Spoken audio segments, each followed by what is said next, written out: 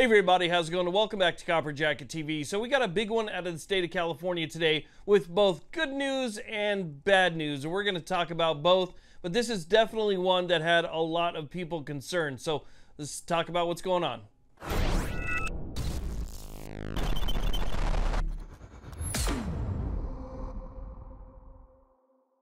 Now, speaking of California, post-Bruin, there are a lot of new people getting their carry permits for the very first time. And let me tell you, you do not want to go it alone. If you carry to defend yourself or your loved ones, you need to get attorneys on retainer, and I'll put a link down below. Attorneys on retainer is not some big blown-up company that uses a third-party insurance company that's filled with a bunch of bean counters that will determine whether or not they're going to cover your claim. Sometimes a self-defense scenario doesn't work out exactly like you would imagine, and you could be the one that ends up in handcuffs. And I don't want to be speaking to some guy at an insurance company for that. With attorneys on retainer, they are attorneys. So when you give them a call, you're speaking to an attorney on the phone, your first contact, which gives you instant attorney-client privilege. It is absolutely priceless to have in your wallet. Now, your membership with these attorneys actually gets you quite a bit. Coverage in all 50 states, 24/7, 365, emergency line, licensed with a staff attorney. 100% of your criminal and self-defense fees are covered through trial.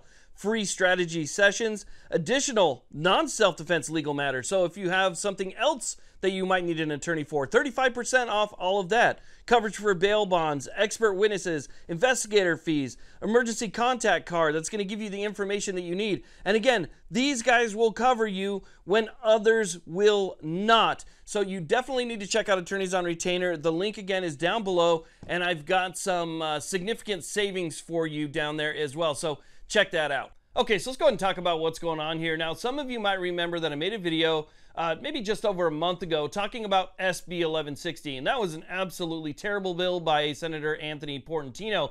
That bill would have required annual firearm registration in the state of California. So if you owned anything, you would have to register it every single year, pay the fees, go through the entire process.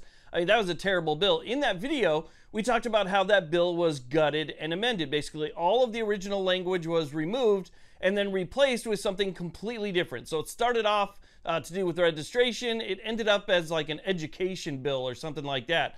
Now, we also talked about SB 1253 because that one was not gutted and amended. It was moving forward. Now, that bill has to do with the, what they call a firearm safety certificate in the state of California. I just call it a permit to purchase because you can't get anything without one. So I don't see how it's just considered a safety.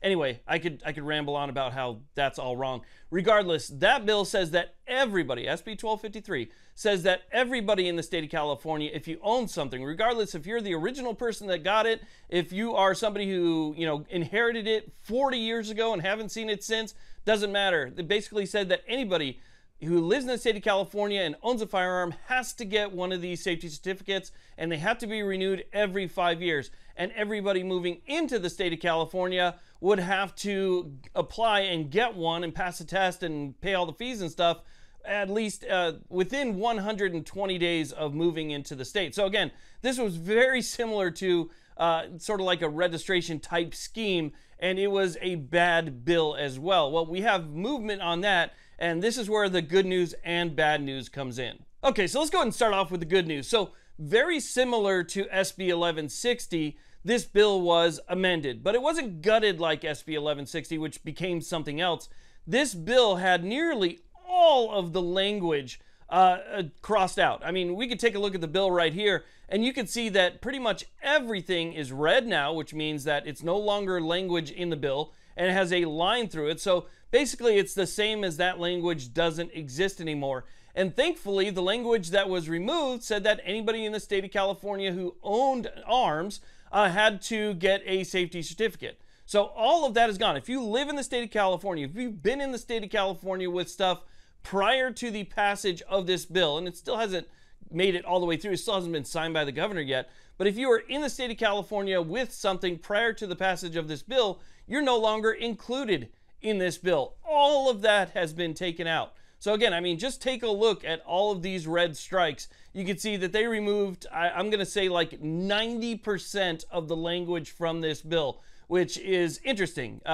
Again, it's It's still about the same thing, but a majority of the language is gone. So that's good news, right? But there's still some bad news. Like I said before, this wasn't a full gut and amend like SB 1160. It was amended so that it removed people that already live in the state of California, but it left everybody else who would be moving into the state of California. So basically, if you are somebody, let's say that this bill ends up getting signed by the governor and you're moving into the state of California, you would still have 120 days to acquire one of these safety certificates, and it would still have to be renewed every 5 years. So basically, they just sort of made like a grandfather clause for everybody who is living in the state and is telling everybody that's moving in, hey, we got these new rules that are only going to apply to you.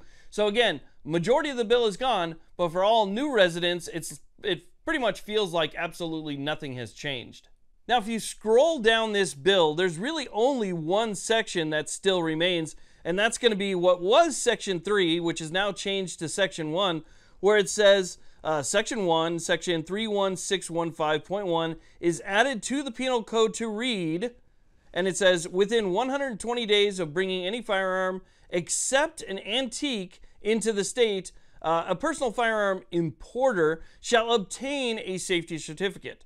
A violation of the section is punishable as a misdemeanor. Now, I do want to make a quick correction. It appears that they've also stricken out the renewal time period for those people that are moving into the state of California. So apparently they just need to get a safety certificate when they move in, but it doesn't look like they have to renew it every 5 years like what was originally in the bill. Again, that's the only section, and my mind just took me straight to that 5-year renewal process. Regardless, that's it. That is the only section that remains in this bill. So while it's a huge win, it's not a complete win, and I have a hard time getting, excited about something failing if there's still a portion of it available. You give an inch, they take a mile. You can't give even, a fraction of a millimeter. I mean, you just can't give up anything and say that, okay, well, this isn't as bad as the original bill, so we're going to book this as just a ginormous win and that's it. No, it's still a loss if this thing passes because, again, it's going to affect everybody who is new to the state. They're going to have to go through this process even though they've never gotten anything in the state. So anyway, I wanted to let you guys know about that and update you on SB 1253. Again, it is a win. There's a big portion of this that's a win, but again, we need to make sure that this ends up being a complete win, and hopefully this bill just ends up failing altogether